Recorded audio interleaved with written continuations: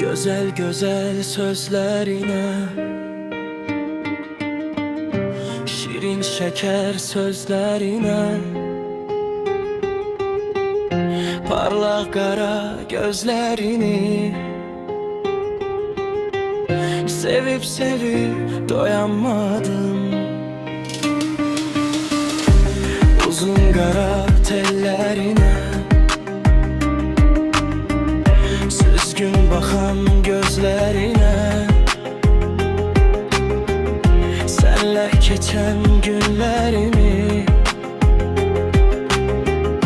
düşünmekten doymayırım.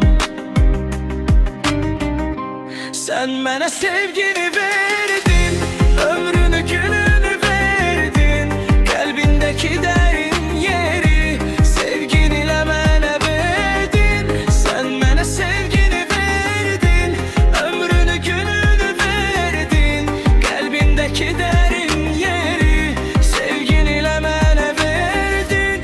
Benim kalbim sende kaldı, hoş hislerim sende kaldı, sevginle var olduğum hoş günlerim seninle kaldı. Benim kalbim sende kaldı, hoş hislerim sende kaldı, sevginle var olduğum hoş günlerim seninle kaldı.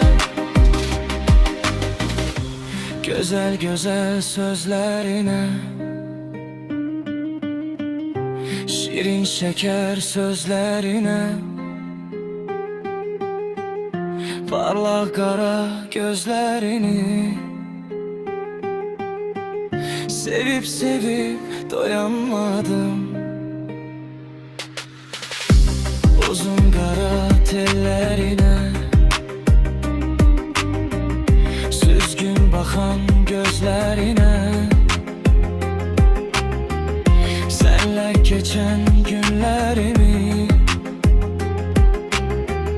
düşünmekten doymayırım.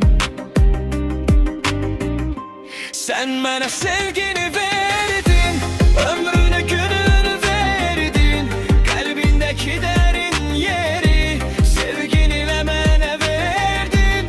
Sen bana sevgini verdin, ömrünü gününü verdin, kalbindeki derin yeri sevginle bana verdin. Benim kalbim sende kaldı, hoş